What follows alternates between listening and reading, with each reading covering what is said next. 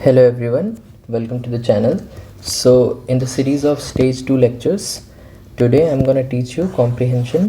और ये क्लास करने के बाद comprehension में आपका एक सिंगल डाउट भी नहीं रहेगा. I can assure you that. आप बस एंड तक बने रहना, मैं इस क्लास का सारा फीचर आपको बताता हूँ. और जिसने स्टेज 2 की ये पहली क्लास देख रहा है उनके लिए मैं बता दूँ कि स्टेज 2 के लिए हम लोग ऑलरेडी 2 क्लास कर चुके हैं. That is essay and प्रेसी writing. Okay, ये 2 क्लासेस ऑलरेडी हो चुकी हैं. जिन्होंने नहीं देखा है वो जाके इसके लेक्चर्स देख लें. और हम अभी आज कॉम्प्रिहेंशन करेंगे. और जब ये सारी टॉपिक एक बार फिनिश हो जाएंगे तो हम उसका एक सेकेंड आइटरेशन भी करेंगे, ठीक है, जिसमें लाइव प्रैक्टिस होगी. जैसे कि आज कॉम्प्रिहेंशन क्लास में मैं ऑलरेडी लाइव प्रैक्टिस कराने वाला हूँ आपको कि कैसे कॉम्प्रिहेंशन को रीड करते हैं, कैसे अंडरलाइन करते हैं, कैसे समझते हैं और कैसे आंसर लिखते हैं. एकदम प्रॉपर मैंने ब्लैंक शीट लाई है आज, एकदम आपको यहाँ पे लिख के दिखाऊंगा, ठीक है. सेम बाद में हम लोग एसे का भी लाइव क्लास ऐसे ही करेंगे जिसमें मैं आपको ब्रेनस्टॉर्म करना सिखाऊंगा, ठीक है, कि इंट्रो कैसे ब्रेनस्टॉर्म करके लिखते हैं, बॉडी कैसे ब्रेनस्टॉर्म करके लिखते हैं. पूरा एक खाका तैयार हो जाता है ना एंड में. 2 मिनट 3 मिनट देके आप पहले तैयार करिए, फिर अपना ऐसे लिखिए, वहाँ से देखिए पॉइंट पिक करिए और उसको डिटेल करिए, पिक करिए पॉइंट, डिटेल करिए उसको, ठीक है. तो ऐसे करेंगे तो हम लाइव क्लास में तो आप सीख जाएंगे कि कैसे रियल एग्ज़ाम में आपको ऐसे लिखना है. और इस कॉम्प्रिहेंशन की क्लास के बाद आपको कॉम्प्रिहेंशन के लिए और कोई क्लास नहीं करनी पड़ेगी जहाँ पे लोग 1.5 बार आपको वही सेम चीज़ें बताते रहते हैं. Okay, and before we begin this class I want you guys to join this Telegram channel, जिससे कि आपको मैं इस लेक्चर की PDF एंड में, क्योंकि हम प्रैक्टिस करेंगे तो उसका पूरा PDF मैं आपको प्रोवाइड कर दूँगा, ठीक है. And so let's begin. Okay, पहले तो हम पैटर्न जान लेते हैं. हमारे इलाहाबाद हाई कोर्ट में इस बार डिस्क्रिप्टिव होने वाला है, ठीक है. तो ये 40 मार्क्स का दिया हुआ है इन लोगों ने सिलेबस में. आपने अच्छे से अगर नोटिफिकेशन देखा हो, उसमें सिलेबस पढ़ा हो तो दिया हुआ है ये. तो इसमें 2 कॉम्प्रिहेंशन आएंगे 20 मार्क्स के, ठीक है. अब इन्होंने ये तो डिफ़ाइन नहीं किया है कि उसमें हम कैसे क्वेश्चन पूछेंगे. 5-5 मार्क्स के 4 पूछेंगे कि 5-5 और 4-4 और 2 पूछेंगे, ये नहीं दिया है डिफ़ाइन, ठीक है. उन्होंने इसके लिए अपने आप पे लेवरेज ले रखा है कि हम कुछ भी पूछ सकते हैं किसी भी फॉर्मेट में. बट हाँ, पैसेज 2 होंगे क्योंकि 40 मार्क्स का तो कोई पैसेज नहीं आता है. ओके, सो पैटर्न आपको समझ में आ गया. तो एक थोड़ा सा मार्किंग स्कीम समझ लेते हैं ना. एग्ज़ाम में हम कोई दे रहे हैं, हमें मार्क्स ही तो लेना है, मेन टारगेट तो वही है. और मार्किंग ही कैसे कर रहा है एग्जामिनर, वही नहीं समझ में आएगा तो हम क्या करेंगे. तो किसी भी पैसेज का सबसे पहले होता है सेंट्रल आइडिया, ठीक है. ये पूरे एक तरह से समझ लीजिए आत्मा होती है किसी भी पैसेज की जो आप पढ़ रहे हैं. तो जैसे मान लीजिए कोई पैसेज आया क्लाइमेट चेंज पे, ठीक है, जिसमें क्लाइमेट चेंज पे बात हो रही हो और उसमें बोला गया है कि क्लाइमेट चेंज, पहले बताया गया है कि क्लाइमेट चेंज क्यों हो रहा है और ग्रीन हाउस इफ़ेक्ट और ग्लोबल वार्मिंग, सारी चीज़ें डिस्कस की गई हैं, ठीक है. फिर उसमें बताएंगे उसके फैक्ट कि कितने आइलैंड नेशंस इससे इफ़ेक्ट हो रहे हैं, ठीक है, कैसे इससे पोल्यूशन बढ़ रहा है, कैसे हमारा ग्लेशियर इम्पैक्ट हो रहा है इससे. तो ये सारी चीज़ें फैक्ट बताएंगे. क्या पता कोई डाटा कोट कर दिया उस पैसेज में, ठीक है. तो दैट कम्स अंडर फैक्ट. और सेंट्रल आइडिया तो आपको समझ में आ जाएगा पैसेज पढ़ते ही कि क्लाइमेट चेंज पे बात हो रही है. देन इन्फरेंस होता है कुछ पैसेज पे, ठीक है. जैसे कि क्लाइमेट चेंज पे अगर ये बात कर रहे हैं तो इनडायरेक्ट इन्फ्लुएंस उसका क्या है कि ह्यूमन बीइंग की लाइफ डेंजर हो रही है उससे, ठीक है. तो ऑथर ऐसे क्वेश्चंस भी पूछ सकता है आपको. इनडायरेक्ट होता है वो, क्योंकि इससे डिराइव होता है वो. बट ये नहीं है कि आप एकदम से कुछ अपने हिसाब से डिराइव कर लें. जो ऑथर इन्फ्लुएंस करना चाह रहा हो वही होता है, ऐसे नहीं कि आप अपने मन से इन्फ्लुएंस ले लें. Okay, then comes the vocabulary. Vocabulary का इम्पॉर्टेंट पार्ट ये है कि जैसे मान लीजिए कोई पैसेज है, आपको सेंट्रल आइडिया समझ में आ गया, ठीक है, बट वहाँ पे मान लीजिए बहुत ही अतरंगा सा कोई वर्ड लिख गया हो XYZ जो आपने कभी नहीं सुना है, बट आपने सेंट्रल आइडिया जान लिया है. तो वो वर्ड की वोकैब आपने कभी नहीं पढ़ी होगी, कुछ नहीं जानते होंगे, तब भी आप एक गेस कर सकते हैं कि शायद इसका मतलब ये होगा ABCD या XYZ, ठीक है. तो ये चारों चीज़ें समझ में आ गई. Now next, tone. तो पैसेज की टोन जानना आपके लिए इसलिए इम्पॉर्टेंट है क्योंकि आपको पहले तो टाइटल लिखने के लिए टोन ही नहीं पता होगी कि नेगेटिव टोन में ऑथर लिख रहा है कि कॉशियस होके लिख रहा है कि पॉजिटिव टोन में लिख रहा है कि कोई सजेशन दे रहा है, तो ये चीज़ें पता होनी चाहिए ना हमें, तभी तो हम बाकी का आगे का आंसर उस पर अपना लिख पाएंगे। ठीक है, तो ये जानना बहुत इंपॉर्टेंट है, टोन। और फिर टाइटल। टाइटल क्या होता है, जब आप सेंट्रल आइडिया जान लेते हो तो टाइटल एक पर्टिकुलर नहीं होता कभी भी। ठीक है, जैसे क्लाइमेट चेंज पे बात हो रही है, ठीक है, अगर किसी पैसेज में, तो उसका टाइटल आप लिख सकते हो कि इम्पैक्ट ऑफ क्लाइमेट चेंज, और कुछ लिख सकते हो sustainable development will help us fight with climate change. मतलब कुछ भी, जो भी मतलब उस सेंट्रल आइडिया से मैच करता होगा वो टाइटल बना सकते हो। टाइटल कभी भी कोई परफेक्ट सिंगल टाइटल नहीं होता। अगर 100 लोग लिख रहे हैं किसी भी पैसेज का टाइटल, तो 99 लोग डिफरेंट ही लिखेंगे, ये डेफिनेट है एकदम। किसी का मैच कर जाए तो वो कोइंसिडेंस हो सकता है, बट सेम कोई एकदम एग्जैक्ट वर्बैटिम लिख दे, that is very unreal. But एक चीज़ कॉमन होगी, सबका जो सेंट्रल आइडिया होगा उस टाइटल का वो सेम ही होगा, क्लाइमेट चेंज। ऐसा तो कोई नहीं होगा कि क्लाइमेट चेंज पे बात चल रही है और उसने आर्टिफिशियल इंटेलिजेंस से रिलेटेड टाइटल बना दिया। Okay, so this is the thing about title. Then comes the author view point. जब भी आप कोई पैसेज सॉल्व कर रहे हो तो उसमें आपको ऑथर के व्यू पॉइंट से ही मैच करना है। ऑथर अगर मान रहा है कि क्लाइमेट चेंज से दिक्कतें हैं ह्यूमन को, हमारे इन्वायरमेंट को, हमारे ग्लेशियर्स को, और हमारे सब पूरे एनिमल्स को, फॉरेस्ट को, तो आपको उससे एग्री करना है। आप ये नहीं कह सकते कि अरे नहीं नहीं ऐसे थोड़ी होता है, ऑथर ने कह दिया तो हम थोड़ी मान लेंगे, हमारा व्यू पॉइंट तो अलग है। वहाँ पे आपको रिजिड व्यू पॉइंट हटा देना है। ठीक है, कोई भी आपकी आइडियोलॉजी, आपका ओपिनियन वहाँ पे मैटर नहीं करना चाहिए। This is the new world, okay, for you. जब भी आप कोई पैसेज पढ़ोगे वो आपके लिए एक नया दुनिया हो जाएगा, उसमें जो बोल रहा है वो आखिरी सत्य है। ठीक है, वो वही मान के आपको आंसर्स लिखने हैं, अपनी तरफ से कोई इनपुट नहीं देना है। डन।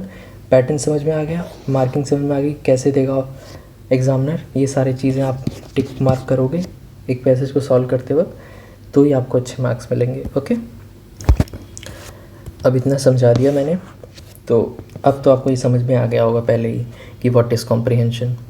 एक बार इसको पढ़ लेते हैं। Comprehension is the ability to read, understand, analyse, interpret the passage accurately. वही हो गया ना कि ये सेंट्रल आइडिया डिराइव हो रहा है वहाँ से। ये सारी चीज़ें आप एकदम अच्छे से एनालाइज करोगे। एनालाइज करने के लिए टोन जानना इज़ एनालिसिस, ठीक है, इन्फ्रेंस लेना is understanding, facts it's reading, then interpret करके ऑथर्स का पॉइंट जानना।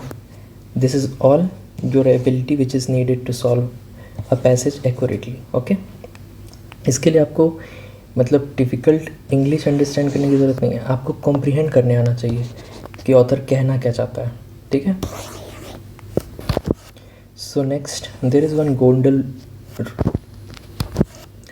golden rule is that every answer must be supported by passage। आपको अपने मनगढ़ंत कहानी कुछ भी नहीं लिखनी है उसमें। ठीक है, सो इसलिए वही लिखा है, नेवर यूज़ आउटसाइड नॉलेज, जो मैंने बताया, ऑथर का व्यू पॉइंट इज़ योर आखिरी सच, तो वही मान के कोई भी पैसेज को, कोई भी कॉम्प्रिहेंशन को सॉल्व करना होता है। दिस इज़ लाइक एकदम रूल है, इसके अलावा तो आप कुछ सोच ही नहीं सकते कि पैसेज में अपने मन से कुछ भी नहीं लाना है। ठीक है, सिर्फ वही है, never use outside knowledge, opinion, सब अपना घर छोड़ के जाइएगा एग्ज़ाम हॉल के अंदर। ठीक है, when you have to solve comprehension, right. Then skill, same वही, रीडिंग स्किल होनी चाहिए आपको।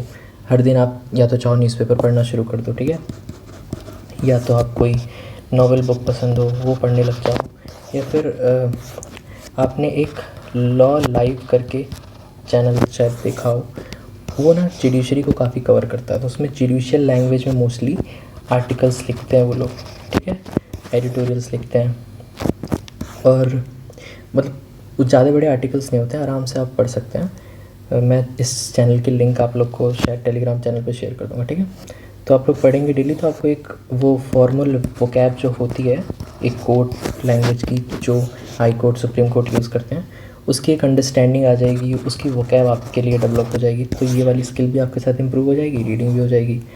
फिर आप प्रैक्टिस करोगे जितना, उससे आपकी एक एनालिटिकल स्किल डेवलप हो जाएगी कि पैसेज को कैसे समझना होता है, कैसे सॉल्व करना होता है, ठीक है। ये एलिमिनेशन स्किल उस एग्ज़ाम्स के लिए है जिसमें कि MCQ आता है, इस वाले में तो आपके नहीं आ रहा है, ठीक है। तो इसको आप इग्नोर कर सकते हो, इलाहाबाद हाई कोर्ट वाले जो भी एग्ज़ाम दे रहे हैं। And then comes step by step approach. तो पैसेज में इतने सारे टाइप्स होते हैं जो मैं सारे मतलब ऑलमोस्ट आपको क्लियर ही कर चुका हूँ। ये तो PDF है आप लोग को पढ़ने के लिए, और कॉमन मिस्टेक्स भी मैंने समझाई दी है। अपना पर्सनल ओपिनियन नॉलेज कुछ नहीं यूज़ करना है, बहुत एकदम हड़बड़ी में नहीं पढ़ना है, ठीक है। इत्मीनान से एक एक वर्ड इंपॉर्टेंट होता है पैसेज का, ठीक है। अंडरलाइन करते हुए चलिएगा कीवर्ड्स को, कोई भी कीवर्ड्स इग्नोर नहीं करना है। जब भी आपको कोई अतरंगा सा वर्ड दिखे ना जो आप पहली बार पढ़ रहे हो, उसको तो आप तुरंत बॉक्स कर लेना कि ये तो ज़रूर नीचे क्वेश्चन में पूछेगा ही पूछेगा। वरना ह्यूमन का बिहेवियर क्या होता है, humans are by default lazy, उनको ना ज़बरदस्ती आप कुछ नहीं करा सकते। तो जैसे जो बना रहा है इलाहाबाद हाई कोर्ट का क्वेश्चन पेपर, कोई ह्यूमन बीइंग ही बना रहा है ना, तो उसको कोई पैसेज लिखना होगा, टाइप करना होगा, या फिर मान लो रिटन में भी देना होगा NTA को, तो वो कोई ऐसा वर्ड क्यों टाइप करेगा या लिखेगा जो बहुत ही अतरंगा हो। कोई सिंपल वर्ड नहीं टाइप कर देगा, तो वो वर्ड तो ज़रूर कुछ ना कुछ ने टाइप किया है, तो उसका तो कोई तो उद्देश्य है कि नीचे क्वेश्चन होगा उससे रिलेटेड, या फिर पेरीफेरी में वो वर्ड आने वाला है कहीं पे, ठीक है। और ऐसे आपको क्वेश्चन पढ़ के ऐसे गेस करके आंसर नहीं लिख देना अपने मन से कि हाँ शायद यही होगा। एकदम अच्छे से 2 बार पढ़िए अगर कोई क्वेश्चन नहीं समझ में आ रहा है, ठीक है।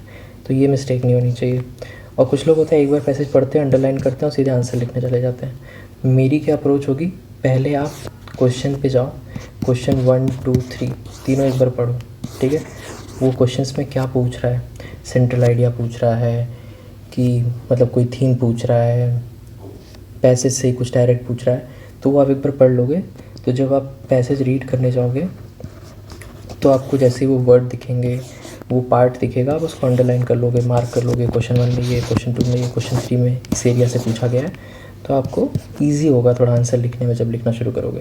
तो ये सारी चीज़ें नहीं गलत करनी है, ठीक है, ये प्रॉपरली फॉलो करना है। Done. So now comes the live passage practice. Okay, जो यहाँ तक टिक गया है, congratulation, you are the serious aspirant जो आगे चल के ये एग्ज़ाम क्लियर करने वाले हो।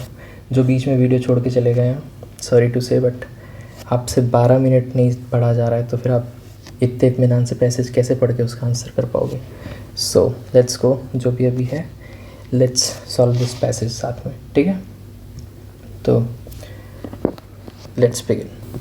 सब मेरे साथ एक बार आप लोग रीड करो, ठीक है। वीडियो को पॉज करके रीड करो, या तो चलते चलते मेरे साथ ही रीड कर लेना, ठीक है, या तो स्क्रीनशॉट लेकर बाद में रीड करना और ख़ुद से भी लगाना इसको, ठीक है, बिना एक बार देखे। तो शुरू करते हैं पैसेज को। तो पैसेज क्या कह रहा है, there was a time when expertise was largely confined to specialist. देखा, पैसेज पढ़ना शुरू कर दिया पहले, बट व्हाट आई टॉट कि हमें पहले क्वेश्चन पढ़ने हैं क्या है, ठीक है। तो पहला क्वेश्चन क्या है, हमें सेंट्रल आइडिया जानना है, ठीक है। तो इसने पूछा है सेंट्रल आइडिया क्या है पैसेज का। तो जब हम पैसेज पढ़ेंगे तो हम ये ध्यान में रखेंगे कि पैसेज किससे रिलेटेड है, कौन सा मतलब एक मेन थीम है इस पैसेज का, ठीक है। वो हम वहीं पे समझ जाएंगे जब पैसेज को एक बार अच्छे से डेप्थ में आप पढ़ोगे ध्यान से, ठीक है। देन सेकंड क्वेश्चन क्या है, सेकंड क्वेश्चन है according to author why can easy access to information sometimes create false sense of expertise. तो मतलब पैसेज में कुछ भी इंफॉर्मेशन, एक्सपर्टीज़ के बारे में और फॉल्स सेंस के बारे में कुछ भी वर्ड्स आएंगे जो भी मैसेज में, वहाँ आपको समझ जाना है कि ये क्वेश्चन 2 से रिलेटेड आंसर मिलेगा यहाँ पे हमें, ठीक है। देन थर्ड, तो अब देखो इन्होंने वर्ड ही डायरेक्ट दे दिया है, ठीक है। तो डेमोक्रेटाइज्ड और सुपरफिशियल, इन दोनों वर्ड को वहाँ पे अंडरलाइन करेंगे और उसके इधर और इधर के 5-5 वर्ड आप पढ़ो कि किस सेंटेंस में ये वर्ड आया है, यूज़ हुआ है, उससे ही आपको समझ में आ जाएगा इनका मीनिंग डायरेक्टली क्या है। और मीनिंग मतलब ये नहीं होता है कि डेमोक्रेटाइज पूछा तो आप उसके मन में दिमाग में हिंदी सोच रहे हो, उसका सुपरफिशियल का हिंदी सोच रहे हो, खोखला, शैलो, ये सब इंग्लिश में सोच रहे हो, नहीं, उसका एक पूरे सेंटेंस में मीनिंग डिफाइन करनी होती है, 1 वर्ड नहीं होती। 1 वर्ड होती तो फिर ये 2-2 मार्क्स में नहीं आती, वो आधे मार्क्स में आती, ठीक है। तो यहाँ पर आपको पूरा अच्छे से समझाना, जैसे गूगल में भी कभी आप टाइप करोगे ना डेमोक्रेटाइज, तो वो क्या करता है, पहले एक वर्ड देगा ऊपर, फिर थोड़ा सा समझाता भी है कि इसका मतलब क्या होता है। ट्राई करके देखना आप इसको, ठीक है, गूगल पे टाइप करना दोनों word and get the meaning. खुद से भी थोड़ी एक्सरसाइजेस करते रहा करो तो लर्निंग ज़्यादा पड़ती है, ठीक है। और इस पैसेज में भी आगे आप पढ़ोगे कि लर्निंग के ही बारे में बात की गई है, ठीक है। Then comes the fourth question. Fourth question क्या है, why according to author and expert generally more cautious while expressing their views. तो यहाँ एक्सपर्ट्स की बात हो रही है, ठीक है। तो जैसे ही जहाँ भी एक्सपर्ट के बारे में बात की जाएगी, उनके व्यूज़ की बात की जाएगी, अंडरलाइन कर लो और लिख दो बगल में यहाँ साइड में कि क्वेश्चन 4 में यूज़ होने वाला है वो, ठीक है। Then fifth question is title, most probably वो हमें समझ आ जाएगा पैसेज पढ़ते पढ़ते ही। तो अब हम पैसेज पढ़ते हैं और फिर 1 बाय 1 एक एक आंसर करेंगे। वीडियो थोड़ी लंबी है बट आप एंड तक देखिएगा, आपको कहीं भी पैसेज में कभी दिक्कत नहीं आएगी सॉल्व करने में। आपको कोई भी दुनिया का पैसेज मिल जाए, आप A to Z एकदम अच्छे से सीख जाओगे कि कैसे आंसर लिखने हैं, okay. So B with me till the end, okay. So let's read this, okay. इतना तो हमने पढ़ लिया था, फिर से पढ़ते हैं। There was a time when expertise was largely confined to specialist who has spent years studying a particular subject। तो यहाँ देखो एक्सपर्ट की बात हो रही है, क्वेश्चन 4 में था ना इनके बारे में, तो थोड़ा सा लिख लो आप, ठीक है। Today however information is available to almost everyone within a second through the internet, okay. This easy access has undoubtedly democratised, हमने देखा था डेमोक्रेटाइज्ड पूछा है, इसको अंडरलाइन कर लिया, ठीक है। तो ये हो गया। ऐसे ही आपको करना है, मतलब पढ़ते पढ़ते आपको एक एक वर्ड पे ध्यान देना है जो आपका नीचे। अब तो कभी भी अगर डायरेक्टली ये पढ़ रहे होते तो डेमोक्रेटाइज को हम एज अ नॉर्मल वर्ड पढ़ते छोड़ते हुए चले जाते, क्यों इसको अंडरलाइन करते, राइट। इसलिए पहले question then passage, okay. No आगे बढ़ते हैं। So this is democratise the knowledge by enabling people to learn new skill, understand complex issue and participate in inform discussion. At the same time it has also created a false sense of expertise. देखो ये कोई से question में तो पूछा गया था ना अभी, हाँ क्वेश्चन नंबर 2 में पूछा गया ना, फॉल्स सेंस ऑफ एक्सपर्टाइज। ये देखो, तो अब यहाँ पे आप 2 लिख लो कोने में यहाँ पे करके, या फिर बस पास में लिख लो, यहाँ पे छोटा सा 2 ऐसे लिख सकते हो आप, ठीक है। तो ये हो गया यहाँ पे, ठीक। आगे बढ़ते हैं। रीडिंग अ फ्यू आर्टिकल और watching a handful of video often leads individual to believe that they have possess complete knowledge of the subject. जैसे कि मतलब पैसेज में यही बताने की कोशिश कर रही है ऑलमोस्ट, अब हमें समझ में आ रहा है कि इन्फॉर्मेशन तो बहुत लोगों के पास है, ठीक है। इन्फॉर्मेशन का एकदम भंडार है, AI है, गूगल है, हर इंसान अपना ओपिनियन दे रहा है वीडियोस के थ्रू सब जगह, और सब लोग वीडियो देख के अपना ओपिनियन बना के अपने आप को एक्सपर्ट मानने लग जाते हैं, ठीक है। ऑथर इसकी ही बात कर रहा है, बट ऊपर इसने कहा भी था कि जो एक्सपर्ट लोग होते हैं, जो पर्टिकुलर सब्जेक्ट की स्टडी करते हैं, स्पेशलिस्ट, वो भी हैं, बट एक नया शुरू हो रहा है, लोग जो अपने ओपिनियन बना रहे हैं, जो वीडियोस देख के या कहीं से भी पढ़ के अपने आप को एक्सपर्ट मानने लगता है, ठीक है। तो हमें ये समझ में आ रहा है कि passage is about information and expertise, ठीक है। तो आगे बढ़ते हैं।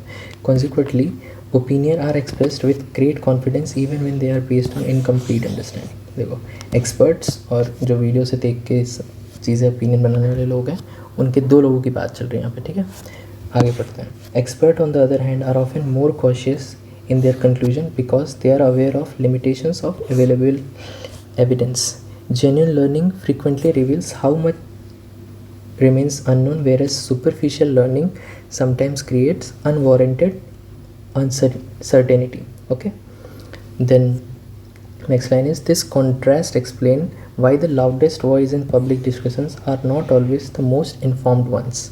तो देखो वही इन्फॉर्मेशन और एक्सपर्टीज़ की बात चल रही है कि इन्फॉर्मेशन तो सबके पास है, एक्सपर्टीज़ इन्फॉर्मेशन होने से नहीं आ जाती, ठीक है। Then comes the challenge therefore is not merely to increase access to information but also to cultivate intellectual humility. Society benefits when citizen remains curious, verify facts from reliable sources and are willing to revise their opinion in light of better evidence. Information may be freely available, but wisdom still requires patience, discipline and continuous learning. Okay, तो passage पूरा पढ़ लिया। अब मैं एक एक करके question solve करेंगे और फिर रिविजिट करते हुए पैसेज को सॉल्व करेंगे। Okay, so let's begin that.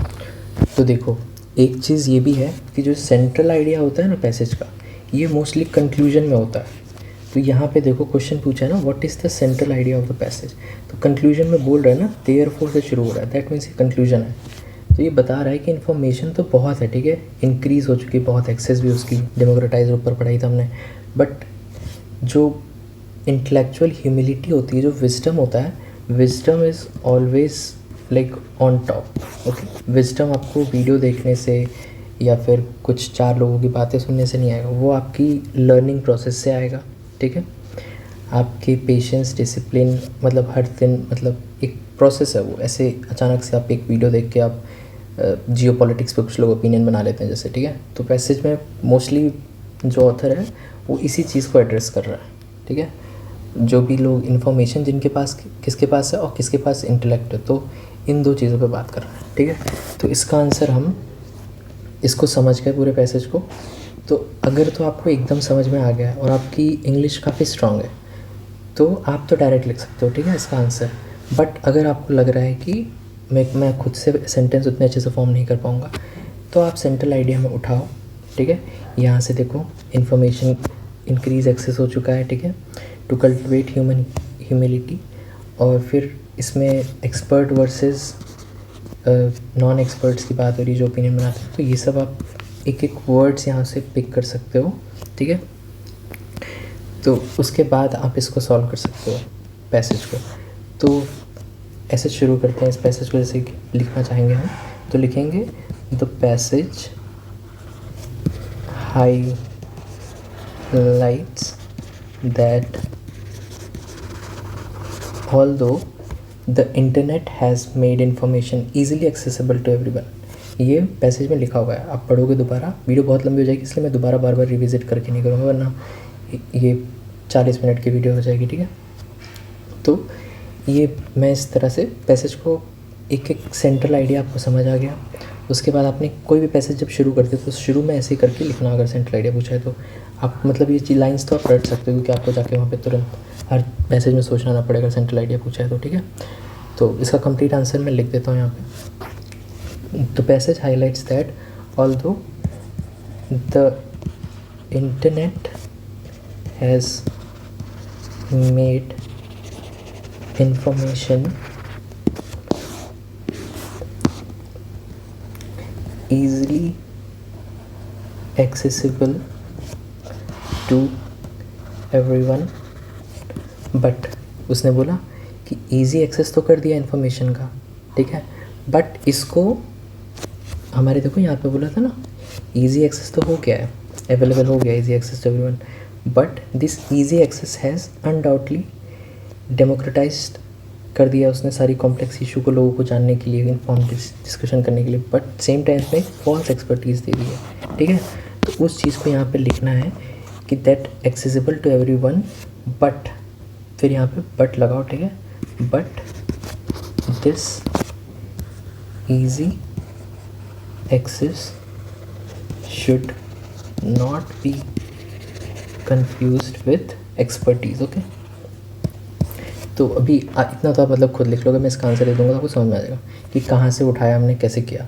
और फिर लास्ट में देखो, लास्ट में ये परफेक्ट लाइन है जो आपके कंक्लूड करने के लिए काम आएगी, कि पहले तो बता दिया ऑथर ने सेंट्रल पैसेज में कि देखो इन्फॉर्मेशन बहुत है मार्केट में, सब लोग एक्सपर्ट बन जाते हैं, वीडियो देख के सोचते हैं हम एक्सपर्ट हो गए, बट कंक्लूजन में क्या लिखोगे, बट फ्रीली, फिर से इन्फॉर्मेशन की बात करना, फ्रीली अवेलेबल, यहाँ भी लास्ट में है, but wisdom still requires patient, discipline and continuous learning.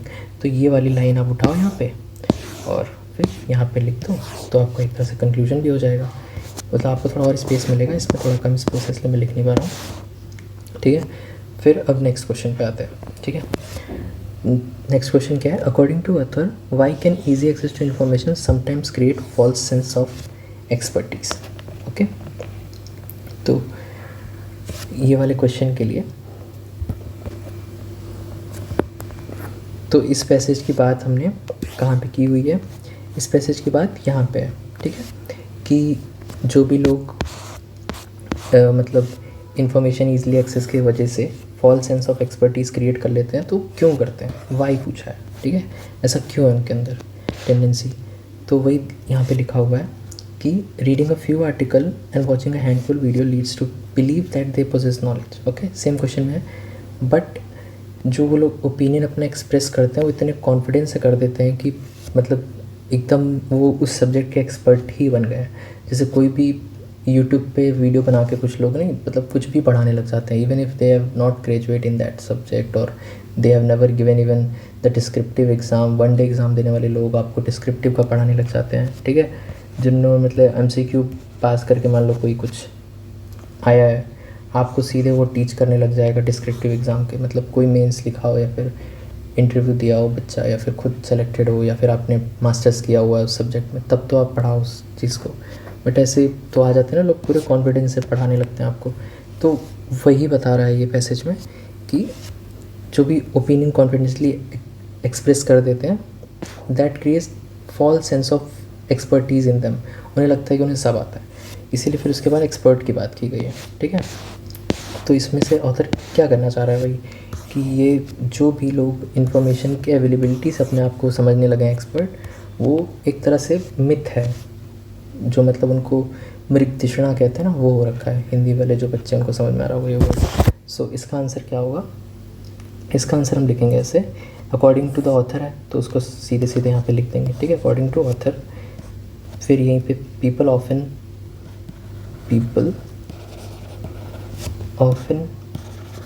Believe they have mastered a subject, ठीक है, आफ्टर रीडिंग, मैं पूरा नहीं लिख पा रहा हूँ, ठीक है, क्योंकि टाइम बहुत लगेगा। आफ्टर रीडिंग फ्यू आर्टिकल्स और watching few videos, okay, but the knowledge is incomplete. आप अपना नोट कर सकते हो, ठीक है, मैं बोल रहा हूँ ऐसे, मैं इसकी PDF भी दे दूँगा। Yet they express opinion with great confidence, this creates a false expertise. तो आपको समझ में आएगा फॉल्स एक्सपर्टीज़ क्यों होती है। जैसे कि अभी मान लो आप ही ये वीडियो देख रहे हो कॉम्प्रीहेंशन की, ठीक है। अब आपको अगर तो जो पहले चला गया होगा, ठीक है, जिसने इसको इन डेप्थ हमारे साथ जो हम सॉल्व कर रहे हैं पूरा एक एक क्वेश्चन को, तो उसको लगा होगा कि यार अब तो मैं समझ गया पैसेज, अब तो मैं एक्सपर्ट बन गया, अब मैं पैसेज कोई भी ले आओ मेरे सामने मैं सॉल्व कर दूंगा। बट जब तक आप वर्ड बाय वर्ड इसको ऐसे लिख के पूरे स्पेस में कहाँ से शुरू करते हैं कहाँ एंड करते हैं, इवन एक छोटे से आंसर में कैसे हमने कंक्लूजन को उठा के कंक्लूड किया एंड में, तो वैसे ही इस पैसेज में भी सेम वैसी ही कुछ बात चल रही है, ठीक है। बट ये मैं आपको एग्जांपल देने के लिए दे रहा हूँ, समझाने के लिए कि लिंक करके आउटर वर्ल्ड से। बट जब आप असली में वहाँ पे आंसर लिखेंगे तो जो पैसेज में दिया है वही लिखना है, ठीक है। और मैं भी वैसे वही बात कर रहा हूँ, पैसेज से बाहर की बात नहीं चल रही है कुछ। पैसेज में ऑथर यही कह रहा है, एक इन्फ्रेंस करके ऊपर वर्ड समझाया था, तो ये इन्फ्रेंस है उस पैसेज का, ठीक है। तो ये आंसर हो गया, ठीक है।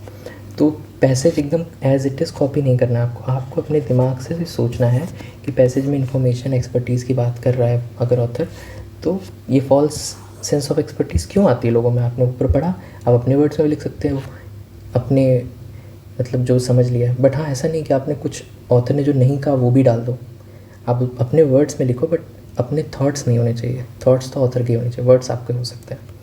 तो वहाँ से रिलेवेंट आइडिया एक्सट्रैक्ट करो आप कि क्या ऑथर कह रहा है और उसके अपने वर्ड्स में आंसर को लिखो, ठीक है। Now comes the third question. So third question क्या कह रहा है आपको? थर्ड क्वेश्चन कह रहा है ये 2 वर्ड है, मैंने ऊपर आपको बोला ही था कि कोई भी अगर ऐसा वर्ड दिखे तो अंडरलाइन कर लो, हमने पहले से अंडरलाइन कर रखा है, okay. So let's revisit that. तो ये देखो डेमोक्रेटाइज की बात यहाँ पे चल रही है, तो किस सेंस में चल रही है? अगर आपको डायरेक्ट वर्ड समझ में आ रहा है तब तो आप सीधे लिख दोगे डेमोक्रेटाइज मतलब कि सब लोगों को मिल जाना। जैसे इंटरनेट जब सस्ता हुआ तो काफ़ी डेमोक्रेटाइज हो गया, क्योंकि काफ़ी लोग उसका यूज़ करने लग गए, ठीक है। सेम मतलब डेमोक्रेटाइज मतलब कि काफ़ी वाइडली कोई चीज़ अवेलेबल हो जाए, एकदम सब लोगों को मिलने लग जाए, तो वो डेमोक्रेटाइज होता है। जैसे पहले फ़ोन था, 2005-6 के लोग जो होंगे उनको पता होगा कि पहले उस टाइम पे फ़ोन इक्का दुक्का किसी इंसान के पास होता था। बट अभी क्या है, टेलीफोन और फ़ोन इज़ सो डेमोक्रेटाइज्ड हर इंसान के हाथ में। तो ये वर्ड की मीनिंग अगर आपको डायरेक्ट पता है तो आप तो डायरेक्ट लिख दोगे, नहीं समझ में आ रहा है ये वर्ड का क्या है तो यहाँ से पढ़ो। This easy access has undoubtedly democratise knowledge by enabling people to learn new skill, understand complex issue and participate in inform discussions, okay. तो यहाँ पे वही बात हो रही है कि क्या चीज़ है, मतलब लोगों को सब कुछ नॉलेज वगैरह सब कुछ मिल जा रही, तो ये क्यों हुआ? डेमोक्रेटाइज होने की वजह से, मतलब कि कोई चीज़ बहुत ईजीली मिल रही है, ये समझ जाओगे आप थोड़ा बहुत भी। मतलब आपको हल्का सा भी समझ होगी पैसेज पढ़ने के बाद तो, ठीक है। तो वो आप लिख सकते हो ऐसे करके कि as per the passage the word, मतलब चलो मैं नीचे ही लिख देता हूँ, ठीक है। एक answer as per the above passage the word democratized mean knowledge being easily available to larger number of people। मैं एक एक वर्ड नहीं लिख रहा हूँ, डिक्टेट कर रहा हूँ, तो आप लिख लीजिएगा, ओके। तो ये हो गया पहला।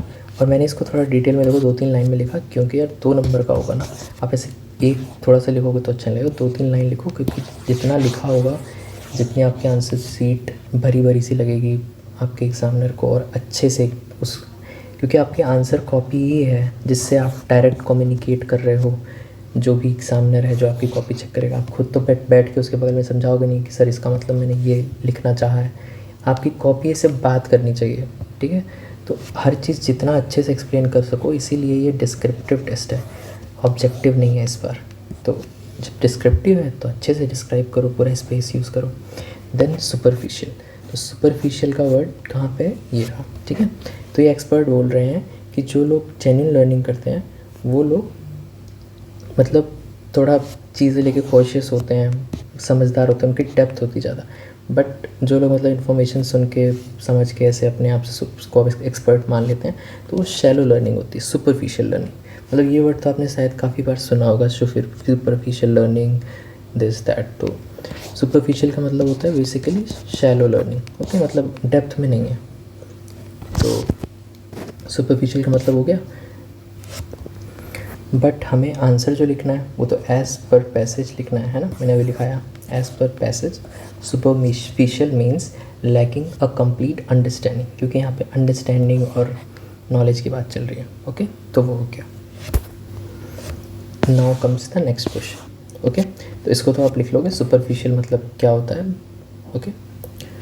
Then let's begin with fourth क्या पूछा है, why according to author are expert generally more cautious while expressing their views. तो हमने ये पढ़ा था, फोर्थ वाला तो हमने टिक भी किया हुआ है कि कहाँ पे है, देखो ये रहा यहाँ पे। So there was a time where expertise was largely confined to specialist who has spend year of studying a particular subject. तो यहाँ पे बोल रहा है कि एक्सपर्ट जो होते हैं वो एक सब्जेक्ट को सालों तक पढ़ते हैं, स्टडी करते हैं। जैसे मान लीजिए कोई फिजिस्ट है, ठीक है, जो कि मिल्की वे गैलेक्सी में रिसर्च कर रहे हैं, तो वो जो है जब कोई बात करेंगे तो वो अपने एविडेंस के बेसिस पे करेंगे। जैसे कि आपने सुना हो होप टेलीस्कोप हो गया, और भी बहुत सारे टेलीस्कोप है जिनसे रिसर्च कंटिन्यूसली चलती रहती है। जैसे इंडिया में हानले है, जहाँ पे इंडिया की ऑब्जर्वेटरी, वहाँ से we keep on tracking things. तो हम वहाँ से एविडेंस कलेक्ट करते हैं, एम्पेरिकल एविडेंस, ठीक है, एम्पेरिकल एविडेंस कलेक्ट करते हैं, उसके बेसिस पे हम लोग चीज़ें बोलते हैं। बट अगर कोई ज़्यादा चीज़ें नहीं जानता है, ज़्यादा पढ़ा लिखा नहीं है, और उसको डेप्थ नहीं है नॉलेज की, तो वो कुछ भी बोल देगा। वो शायद यही सोच लेगा कि ये पृथ्वी एक ग्रह है शायद, पूरे कॉन्फिडेंस से, और मतलब यही ऐसे मतलब सुपरफिशियल बातें करेंगे वो लोग, ठीक है। और फिर हमने कहाँ पे देखा था, यहाँ पे देखा था कि जेन्युइन लर्निंग जो होती है वो हमें रिवील करती है कि कितना हमें अननोन है। एक बहुत फेमस कोट भी है शायद ना, कि to know is to like unlearn, to learn is to unlearn. जो आपको पहले से प्री कंसेप्ट चीज़ें पता हैं, उस चीज़ को अनलर्न करना ही रियल लर्निंग होती है, ठीक है। तो जो एक्सपर्ट होता है वो जब जितना ज़्यादा पढ़ता है तो उसको पता चलता है कि अच्छा हमें तो ये नहीं पता था, ये तो हमें नहीं जानते थे, हम अब जान रहे हैं, ठीक है। तो जो इंसान एक्सपर्ट होगा, डीपली पढ़ेगा, वो जानेगा कि उसको ये चीज़ नहीं आती है और ये चीज़ आती है।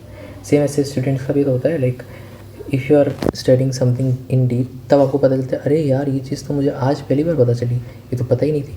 बट जो नहीं पढ़ रहा है, ओपिनियन बना के बैठा, उसको थोड़ी पता होगा कि उसको क्या चीज़ नहीं पता है। तो यही है, तो यहाँ पे भी लिखा हुआ है अच्छे से उसके बारे में, ठीक है। ये वाली लाइन बहुत रिलेवेंट है उसको लिखने के लिए वाला आंसर। इसीलिए फिर हम जब इसके आंसर को फॉर्म करेंगे तो वही लिखेंगे हम, ठीक है, कि एक्सपर्ट्स आर मोर कॉशियस। थोड़ा सा तो देखो हर आंसर में ना यहाँ से उठाना लाइन टू स्टार्ट दैट, ठीक है।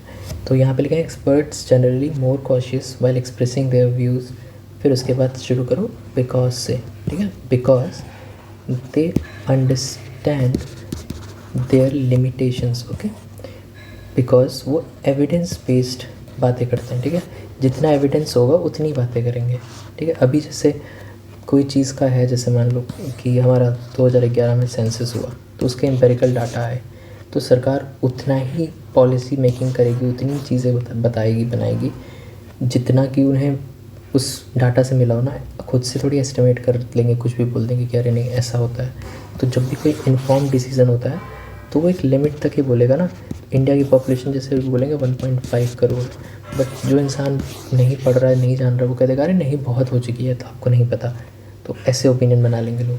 तो जो इंसान पढ़ा लिखा होता है वो लिमिट में बोलता है, ठीक है। लिमिट उसकी एक सेट रहती है, क्योंकि एविडेंस बेस्ड है। वो रियलाइज़ करता है कि कंप्लीट नॉलेज मेरे को कितनी है और कितनी और की ज़रूरत है।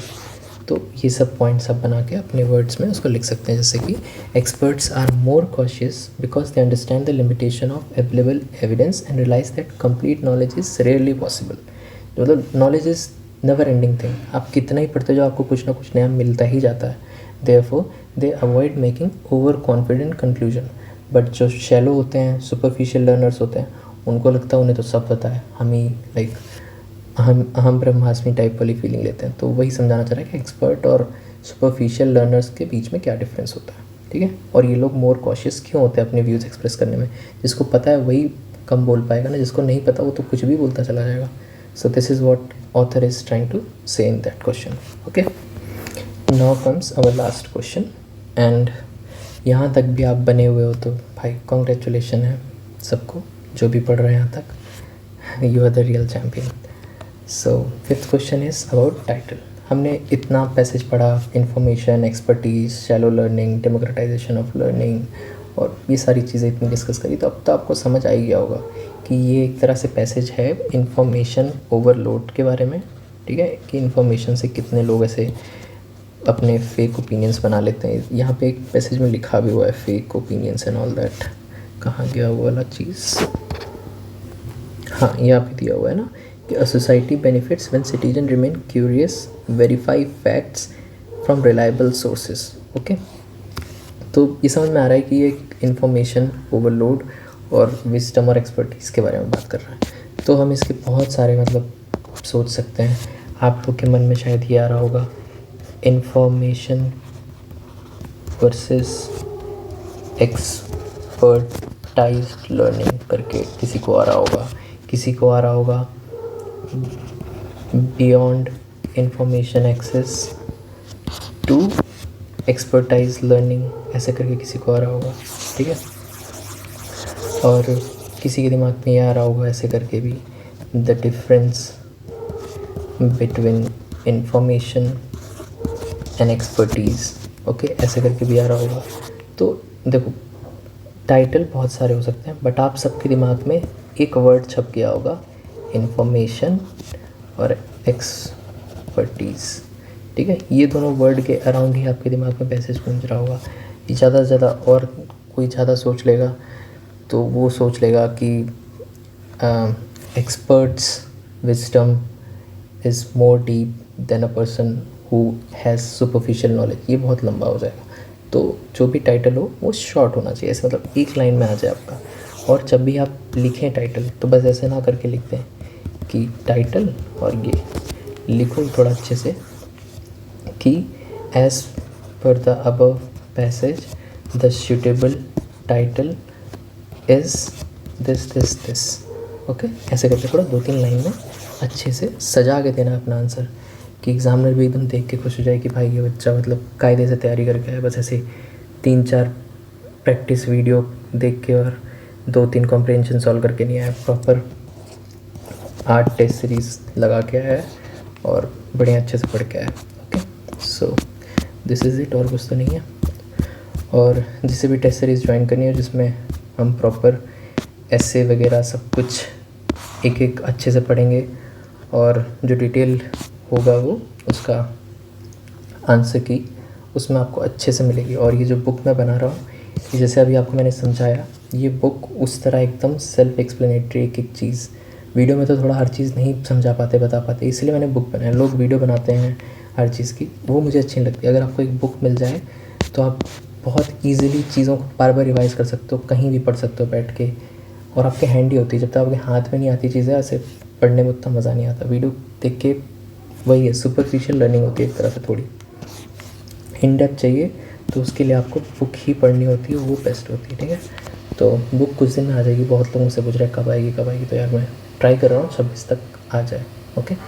और जिसको टेस्ट सीरीज़ लेनी हो वो प्लीज़ टेलीग्राम चैनल पे ज्वाइन करके, वहाँ एक फॉर्म लिंक पे डाला हुआ है मैंने, वो भर दो, या फिर मुझे DM कर सकते हो मेरे को व्हाट्सएप नंबर पे 8146788294। इस पर आप व्हाट्सएप कर सकते हो if you have any query regarding test series. और बुक आएगी कब वो सब अभी थोड़ा मत भेजो, मैं बता दूंगा जब रिलीज़ होने वाली है, ओके। बाकी आपको क्लास कैसी लगी प्लीज़ कमेंट करके बताना। Like this is the longest class I have taken this channel till now. आगे भी ऐसी डेप्थ में क्लास होती रहेगी मुझे, क्योंकि फीडबैक आया आप लोग की तरफ से कि सर आप लाइव करके बताइए तो ज़्यादा और समझ में आएगा, और थोड़ा और डेप्थ में बताइए। तो इसलिए क्लासेस 20 मिनट से अब 40 मिनट हो गई हैं, और ऐसी थोड़ी लेंदी क्लासेस आएंगी आगे चल के अभी, ठीक है। तो चैनल को सब्सक्राइब कर लो और टेलीग्राम पे ज्वाइन हो जाओ, ताकि मैं जो भी अपडेट देता रहता हूँ PDF वगैरह और कुछ भी अपडेट, वो सारी आपको पता चलती रहेगी।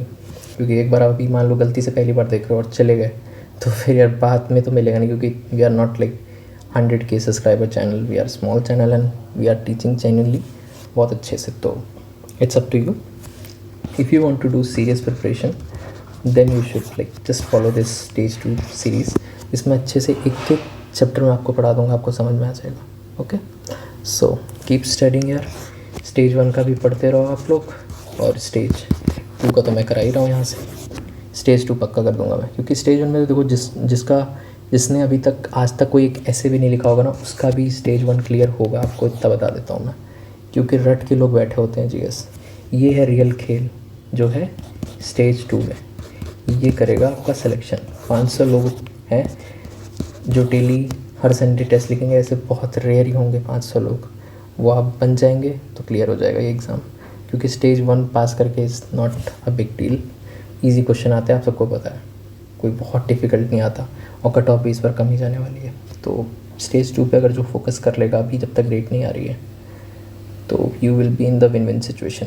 और ये डरना नहीं कि कैसे लिखें आंसर, क्या करें, लिखो आंसर, बुक आएगी उसको पढ़ो। बहुत मोटी नहीं होगी, थोड़ी पतली ही बुक होगी, ज़्यादा पेजेस नहीं होंगे उसमें। बस थोड़ा थोड़ा करते रहो, 2-2 3-3 घंटा डेली फॉर स्टेज 2। जितना लिखोगे यार उतना आएगा, ओके। सो वीडियो वैसे ही ऑलरेडी बहुत लंबी हो गई है, let's end this here, okay. तो गुड नाइट, बाय बाय।